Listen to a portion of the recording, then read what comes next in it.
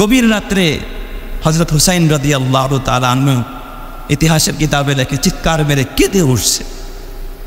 হযরত হুসাইন রাদিয়াল্লাহু তাআলা আনহুর বোন যার নাম ছিল জায়নাব তাড়াতাড়ি ভাইকে বলতেছেন, ভাইয়া আপনি কাঁদতেছেন কেন, আপনার চোখে পানি কেন? হযরত হুসাইন রাদিয়াল্লাহু তাআলা আনহু তখন বললেন, বোন রে, গো জায়নাব শোনো, ঘুমের ঘুরে স্বপ্নে দেখছি আমার নানাজি আমার কাছে আসছে। আমার নানাজি আমাকে বলতেছে, হুসাইন আর বেশি সময় বাকি নাই, অচিরেই তোমার সাথে আমার মোলাকাত হয়ে যাবে, অচিরেই তোমার সাথে আমার সাক্ষাৎ হবে, দিদার। এই কথা শুনতেই হযরতে জায়নাব কান্না করা আরম্ভ করলেন, চিৎকার মারতে লাগলেন। হুসাইন বলেন, তুমি বিলাপ করতেছো কেন? এখনই যদি এমন করা আর আমি মরে গেলে তুমি কি করবা? খবরদার মাতম করবা না, বিলাপ করবা না। তাহলে হুসাইনের মৃত্যুর খবর শুনে বোন কান্না করার কারণে বোনকেই নিষেধ করেছেন। এই যুগে যারা হুসাইন রাদিয়াল্লাহু তাআলার মৃত্যুর কারণে নিজেরা মাতম করে, বিলাপ করে, যেই মাতম আর বিলাপ করতে হুসাইন নিজে নিষেধ করেছেন, যারা এখন মাতম করে, বিলাপ করে, তাজিয়া মিছিল করে, ওরা হুসাইনের ভক্ত নয়, হুসাইন প্রেমিক নয়, বরং হুসাইন রাদিয়াল্লাহু তাআলা আনহুর দুশমন। ঠিক না বা ঠিক যে দেখা? এই জন্য কারবালা উপলক্ষে আমাদের কোনো মাতম করা, তাজিয়া করা, বিলাপ করা জায়েজ না, হারাম, সম্পূর্ণ হারাম। তো সিরিয়ায় হযরতে মুআবিয়া রাদিয়াল্লাহু তাআলা আনহু উনি খেলাফতের দায়িত্ব নিলেন। আর উনি দায়িত্ব নেওয়ার পরে এতটা নিষ্ঠার সাথে, এতটা সুশৃঙ্খলভাবে উনি দায়িত্ব আঞ্জাম দিয়েছেন। 1 বছর আর 2 বছর নয়, প্রায় 20টি বছর পর্যন্ত উনি এই গোটা আরব বিশ্বটাকে সুন্দরভাবে পরিচালনা করছে। সুবহানাল্লাহ। কত বছর? ইনসাফের সাথে বুঝবেন যারা হযরতে মুআবিয়া রাদিয়াল্লাহু তাআলা আনহুকে নিয়ে সমালোচনা করেন, উনি কয় বছর শাসন ব্যবস্থা চালাইছেন? 20 বছর। সবচাইতে বেশি টানা 20 বছর। তখন কোনো বিদ্রোহ ছিল না, মুনাফিকরা মাথা চাড়া দিয়ে উঠতে পারে নাই, কোনো রকমের হট্টগোল লাগাইতে পারে নাই। উনি সব কিছু সুন্দরভাবে নিয়ন্ত্রণ করেছেন। একজন যোগ্য সাহাবী কাতেবে ওহী, যিনি নবীজির ওহী লিখতেন, নবীজির বিশেষ পিএস ছিলেন।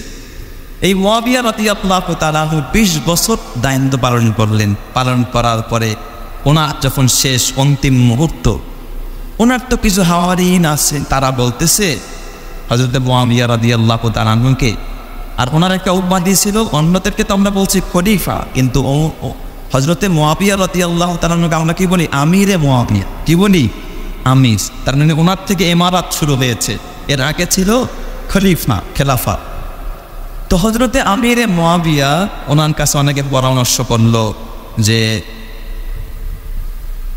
হযরত আপনার খেলাফতের আগে হযরত ওসমান এবং আলীর খেলাফতের সময় অনেক দ্বন্দ্ব বিদ্বন্দ্ব, মারামারি, কাটাকাটি, খুন খারাপি, এমনকি ওসমান শহীদ হয়ে গেছে, আলীও শহীদ হয়েছে। অতএব এখন যদি আবার এই খেলাফত ব্যবস্থা নিয়ে আরেকটা হট্টগোল হয়, তাহলে আবার আরেকটা ঝামেলা হয়ে যাবে। এর থেকে ভালো হয় আপনি যাকে ভালো মনে করেন, আপনি যাকে পছন্দ মনে করেন, যোগ্য মনে করেন, তাকে আপনি এই পদে, আপনার পদে কি দিয়ে দেন? তাকে নিয়োগ দিয়ে দেন বা অনুমতি দিয়ে দেন। তখন সকলের কাছ থেকে পরামর্শ নিতে লাগলো। তো উনি 20 বছর চালাইছে, ওনারও তো ভক্তবৃন্দ আছে না নাই? বেশিরভাগ মানুষ পরামর্শ দিল যে, আপনি যেহেতু সুন্দর চালাইছেন, তা আপনারই দেখেন সহের চারা, আপনার এক ছেলে আছে, নাম তার কি? ইয়াজিদ। আপনি ইয়াজিদকে দায়িত্ব দেন, আপনার ছেলে, আপনি সুন্দর চালাইছেন, আশা করি আপনার ছেলে কি চালাবে? সুন্দর চালান। তো উনি বললেন, বিষয়টা আমি একটু ভেবে চিনতে দেখি। তো নিসরাজুল মুস্তাহিদ, সব সাহাবায়ে কেরাম মুস্তাহিদ। একটা জিনিস বুঝবেন, একজন মুস্তাহিদ যখন ইস্তেহাদ করে, ইস্তেহাদ কইরা যদি সে সঠিক সিদ্ধান্ত উপনীত হয়, নবীজি আরে ফিকহের পরিভাষায় আছে, আল মুস্তাহিদু ইজা ইস্তাহাদা, মুস্তাহিদ যখন ইস্তেহাদ করে ফাআসাবা, এবং সঠিক সিদ্ধান্তে উপনীত হয়, ফানাহু আজরান, আল্লাহ তাআলা তাকে 2টা পুরস্কার দেয়। সুবহানাল্লাহ।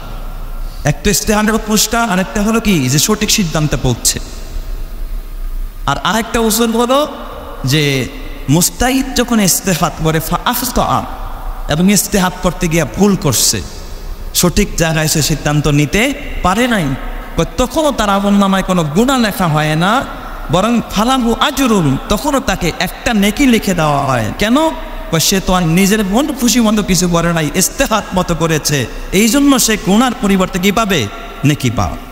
হযরত মুআবিয়া রাদিয়াল্লাহু তাআলা বিষয়টা নিয়ে ইস্তেহাত করলেন যে আসলেই তো যদি আবার খুন খারাপে শুরু হয় এ নিয়ে, কারণ মক্কাবাসী চাবে আমাদের লোক হোক, মদিনাবাসী চাবে আমাদের লোক হোক, কুফাবাসী চাবে আমাদের লোক কি হোক, খলিফা হোক, আমির হোক, এ নিয়ে আমার একটা হট্টগোল মারামারি হবে। অতএব আমি আমার জীবদ্দশায় আমি কি দিয়ে যাই? দায়িত্বটা দিয়ে যাই। উনি ইস্তেহাত করে এই দায়িত্বটা দিয়েছেন যোগ্য মনে করে কাকে? তার ছেলে ইয়াজিদকে। এর কিছুদিন পরে উনি ইন্তেকাল করলেন। অথচ তৎকালীন যুগে বড় বড় কিছু সাহাবায়ে কেরামও জিন্দা ছিলেন। আব্দুল্লাহ ইবনে জুবায়ের জিন্দা ছিলেন, হযরত হুসাইন রাদিয়াল্লাহু তাআলা আনহু জিন্দা, আরও কিছু সাহাবী জিন্দা। কিন্তু উনি সাহাবী না, ইয়াজিদ ছিল কি সাহাবীর ছেলে, মানে তাবেঈ। কিন্তু ওনার বর্তমানে আরও কিছু সাহাবী যেমন কুফায়, মক্কায়, মদিনায় তারা জিন্দা ছিলেন। এখন কিছু মানুষ বিদ্রোহ আরম্ভ করলো যে না, সাহাবায়ে কেরাম থাকতে, মূল পথধারী লোক থাকতে অঙ্গ সংগঠনের লোক কেন? বিষয়টা এমন হয়ে গেছে আর কি, বুঝছেন তো? সাহাবায়ে কেরাম জিন্দা আছে, তাই দিকে তো পরে এ তো তাবেঈন, এর কেন ক্ষমতায় আসবে? সাহাবী থাকতে এগোতে পারে না। কিছু লোক তো বায়াত গ্রহণ করছে, ম্যাক্সিমাম মানুষ, কিন্তু মক্কার কিছু মানুষ এরা বায়াত গ্রহণ করে নাই। তার মধ্যে একজন হুসাইন রাদিয়াল্লাহু তাআলা আনহু আছেন, আব্দুল্লাহ ইবনে জুবায়ের রাদিয়াল্লাহু তাআলা আনহু আছেন। এইরকমের কিছু সাহাবায়ে কেরাম কি করে নাই? তার থেকে বায়াত গ্রহণ করে না। আর তৎকালীন যুগের এই কুফা, মক্কা এবং মদিনা এবং এই সিরিয়া, এই চারটে এলাকায় ছিল সবচাইতে মানুষের সমাগম বেশি। এর ভিতরে ভোট ব্যাংক, আপনারা বলেন না যে এই এলাকাটা সবচাইতে কি বড় ভোট ব্যাংক? ওই যুগের ভোট ব্যাংক ছিল কুফা। কুফার বাসিন্দা ছিল সবচাইতে বেশি। এই কুফার বেশিরভাগ মানুষই হযরত হুসাইন রাদিয়াল্লাহু তাআলা আনহুকে সমর্থন করত, যে আমরা জীবন থাকতে ইয়াজিদের হাতে বায়াত গ্রহণ করব না, আমরা হুসাইনকে চাই, হুসাইন আসবে তার হাতে আমরা বায়াত গ্রহণ করব, নবীজির নাতির হাতে, আর উনি দেশ পরিচালনা করবেন। সুবহানাল্লাহ। এই কুফার থেকে শত শত চিঠি মক্কায় মদিনায় প্রেরণ করলেন কার কাছে? হযরতে হুসাইন রাদিয়াল্লাহু তাআলার কাছে। হুসাইন রাদিয়াল্লাহু তাআলা দেখলেন যে এত মানুষ তারা ইয়াজিদের বশ্যতা স্বীকার করতে চায় না, ইয়াজিদের হাতে বায়াত হতে চায় না, আমাকে তারা খলিফা বানাতে চায়, তাহলে তো বিষয়টা একটু ভেবে দেখা দরকার। তখন তিনি আসলেই এই চিঠি ফেক চিঠি কিনা, ভুয়া চিঠি কিনা, সত্য চিঠি, এটা যাচাই করার জন্য তার আপন এক চাচাতো ভাই মুসলিম বিন আকিল, এই মুসলিম বিন আকিল বা ওয়াকিল একে পাঠালেন, যাও তুমি কুফাবাসীর বাস্তব অবস্থাটা দেখে আসো, তারা কি মনে প্রাণে আমাকে চায় নাকি উপরে উপরে কোনো ষড়যন্ত্র চলতেছে। মুসলিম বিন আকিল যখন কুফায় গেলেন, সেখানে গিয়া পরিচয় দিলেন যে আমি মুসলিম বিন আকিল, হুসাইন আমার চাচাতো ভাই। সবাই তাকে সাদরে গ্রহণ করলেন। এক যুগে তারা বলতে লাগলেন যে আমরা হুসাইনকে কেন তাড়াতাড়ি কুফায় আনলেন না কেন? আপনি হুসাইনের ভাই, হুসাইন আসতে দেরি হয়ে যাচ্ছে, আপনার হাতেই আমরা বায়াত গ্রহণ করলাম। একই দিনে একই মজলিসে একজন আর দুইজন নয়, 18,000 মানুষ মুসলিম বিল আকিলের হাতে হাত দিয়া বলতো যে আমরা মুসলিম বিল আকিলের হাতে হাত দিয়া হুসাইনের বায়াত গ্রহণ করলাম। সুবহান। কত হাজার মানুষ? 18,000 মানুষ। মুসলিম বিল ওয়াকিল দেখলো যে আরে পুরা কুফা তো হুসাইনের পক্ষে না বিপক্ষে?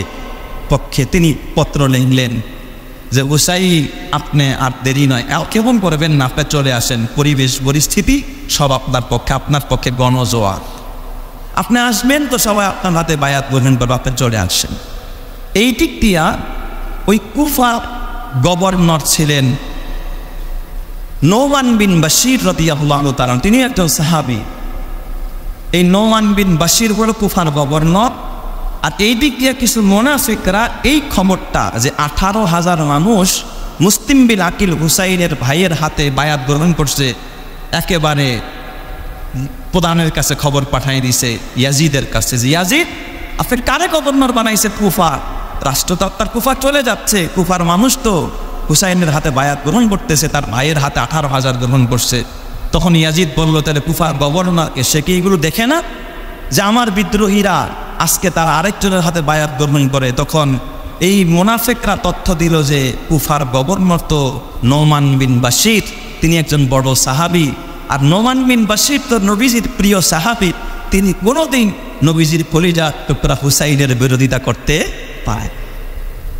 তখন ইয়াজিদ মাত্রা নেন যে তাহলে এই গভর্নর চেঞ্জ করে দাও, যেই গভর্নর আমার গুণ গাবে না, যেই গভর্নর নবীর নাতিকে সাপোর্ট করবে, এই গভর্নর আমার দরকার নাই। এই তখন কুফায় নতুন নবনিযুক্ত একজন গভর্নর বানানো হলো, যার নাম ওবায়দুল্লাহ বিন জিয়াদ। এই ওবায়দুল্লাহ বিন জিয়াদের কাছে তখন বার্তা লেখলো যে একটা কাজ করো, যেই ব্যক্তি আমার খেলাফাতে, আমার ইমারতে, আমার হাতে বায়াত না করে অন্যের হাতে করেছে, তুমি তাকে, এই হুসাইনের যে ভাই আছে তাকে কি করে দাও, হত্যা করে ফেলো। লোকালয়ে সবার সামনে হজরতে মুসলিম বিন আকিল, ওই যারে গোয়েন্দা হিসাবে পাঠাইছিল খবর নিতে, হুসাইন তারা শহীদ করে দিয়েছে।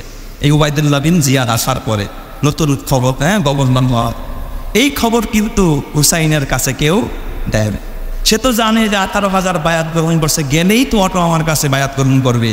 কিন্তু এই দিক দিয়ে ভাইরে যে পুরা চিত্র পাল্টায় গেছে, গভর্নর চেঞ্জ হয়ে গেছে, তার ভাইকেও যে শহীদ করা হয়েছে, এই খবর হুসাইনের কাছে না।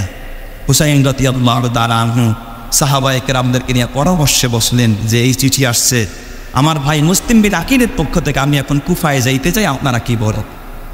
সবাই বড় বড় সাহাবীরা বলল, না, আপনি কুফায় যায়েন না, কারণ কুফার মানুষের একটা স্বভাব আছে, আল কুফা না ইউফা। কুফা কখনো ওয়াদা দিয়ে ওয়াদা কি করে না, পুরা করে না। এদের জোশ কখনো আছে, কখনো নাই। ঠিক আমাদের মুসলমানদের একই হালাত। দেখবেন অনেক সময় কোনো একটা যখন বিধর্মীদের বিরুদ্ধে কোনো আন্দোলন আসে, হুজুর তাড়াতাড়ি একটা মিছিল বের করে, একটা মিছিল নিয়ে যান। যখন দেখে পুলিশের পিটা বা যখন দেখে হুজুরের পিছনে কোনো বিপদ এসে গেছে, তখন কা হুজুর আমরা নাই। ঠিক না বা ঠিক? যে দেখ, ঠিক কুফাবাসীর একই অবস্থা। এখন যখন গভর্নর চেঞ্জ, কুফাবাসী পুরা একেবারে পুরুর পালট হয়ে গেছে। এখন আর সবাই ওই ইয়াজিদের যে গভর্নর ওবায়দুল্লাহ বিন জিয়াদ, তার বশ্যতা স্বীকার হয়েছে। তারপরেও দুই একজনে গোপনে গোপনে চিঠি লিখছে, আর চিঠি পৌঁছতেও তো সময় লাগে, যে হুসাইন আপনি দয়া করে কুফায় আসবেন না, কুফার অবস্থা ভালো। এখন হুসাইন রাদিয়াল্লাহু তাআলা চিন্তা করলেন যে আমি এদের কথা শুনবো না, আমার ভাই মুসলিম বিন আকিলের কথা শুনবো। মুসলিম বিন আকিল তো বলছে 18,000 মুসলমান, তারাই তো আমি পাঠাইছি, এরা কারা? বিষয়টা তো বুঝছেন।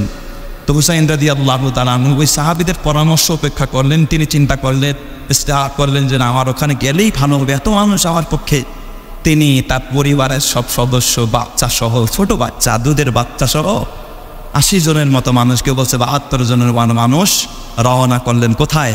কুফা।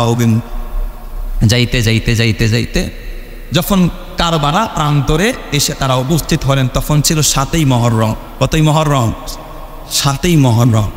কারবালায় অবস্থান করার পর এই দিক দিয়া ওবায়দুল্লাহ বিন জিয়াদের কাছে খবর পৌঁছল যে হুসাইনের বাহিনী তারা কারবালায় এসে গেছে।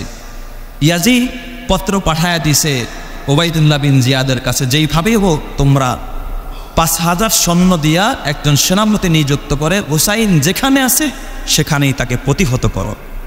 কারবালায় যেখানে অবস্থান করতেছিলেন চতুর্দিক দিয়া 5,000 বাহিনী, মাত্র কয়জনকে ঘিরে ফেলল? 80 জন মানুষ, মতান্তরে 72 জন। এই 80-72 জনকে 5,000 মানুষ, তারা ছিল সশস্ত্র যোদ্ধী। আর এরা ছিল নারী পুরুষ সহ, এরা তো গেছে বেড়াতে, এরা তো যুদ্ধ করতে যায় নাই যে আমি গেলে সেখানে বায়াত গ্রহণ করবে, সপরিবারে তারা গেছে।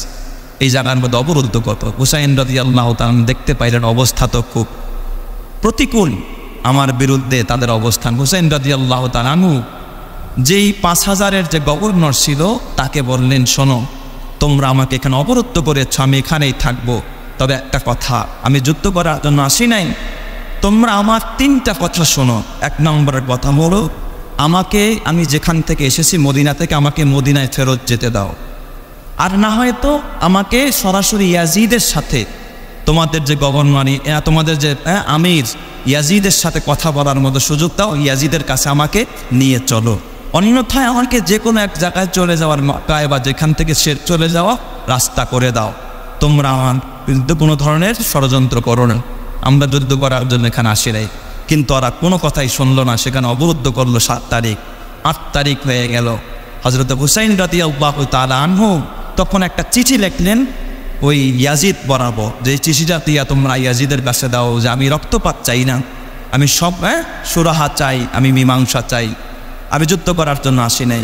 এই চিঠিটা যার কাছে প্রেরণ করেছে ওবায়দুল্লাহ বিন জিয়াদ। ওবায়দুল্লাহ বিন জিয়াদ তখন বলল, ঠিক আছে, নবীর নাতি যদি রক্তপাত না চায়, যুদ্ধ না চায়, তাহলে যুদ্ধের দরকার নাই, তোমরা একটা কাজ করো, তাকে সসম্মানে ইয়াজিদের কাছে নিয়ে দাও। তখন সিমর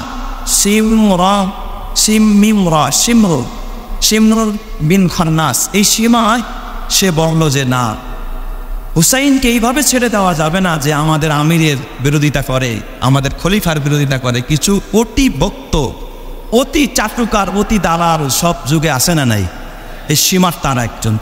কয় এর এমনি সহসাই নেওয়া যাবে না যে আমাদের নেতার বিরোধিতা করছে, তার মাথা নিয়ে যাইতে হবে, বাবা এর হত্যা করে ফেলো।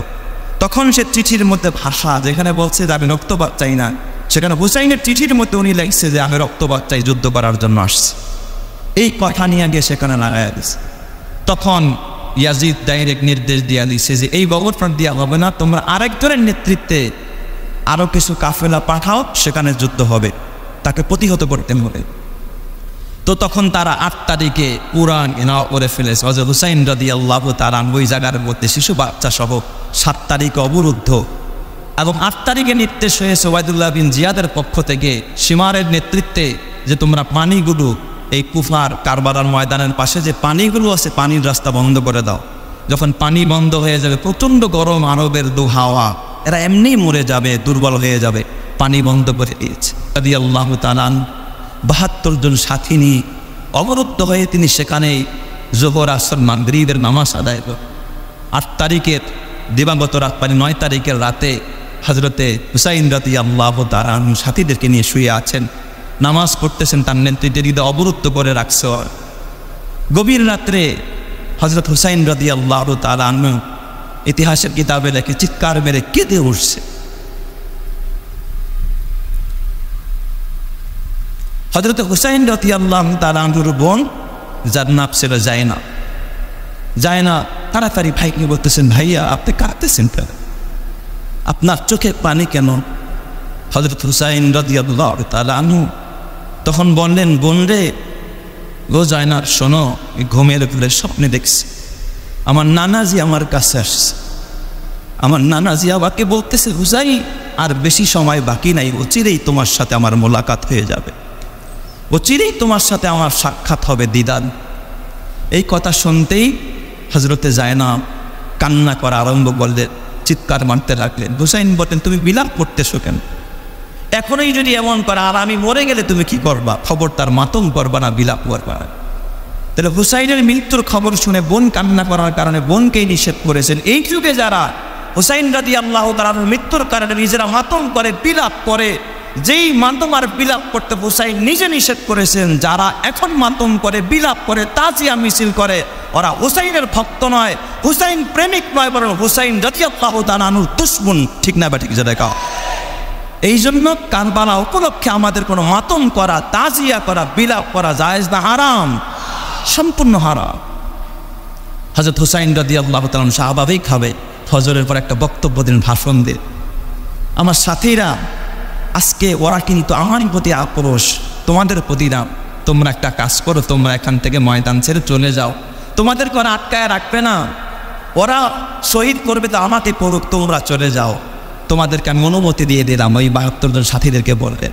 সাহাবায়ে কেরামদের ভিতরে একটা দল দাঁড়ায় বলেন, হুসাইন আপনি কি বলতেছেন? আজকে আপনাকে বিপদে ফেলে, জিহাদের ময়দানে ফেলে আমরা যদি চলে যাই, কিয়ামতের ময়দানে বিশ্ব নবী যদি জিজ্ঞাসা করে, আমার কলিজার টুকরা হুসাইন তোমরা একা ময়দানে ছেড়ে কিভাবে পালায়ন করেছো, তখন আপনার নানাজির সামনে দাঁড়ায় আমরা কি জবাবটা দিব? অতএব আপনার সাথে আমরা জীবন বাজি রেখে রক্ত দিব, জীবন দিব, তারপরে বাতিলের সামনে ইয়াথানত করব না, এক বিন্দু রক্ত থাকা অবস্থায় আমরা পিছপা হব না।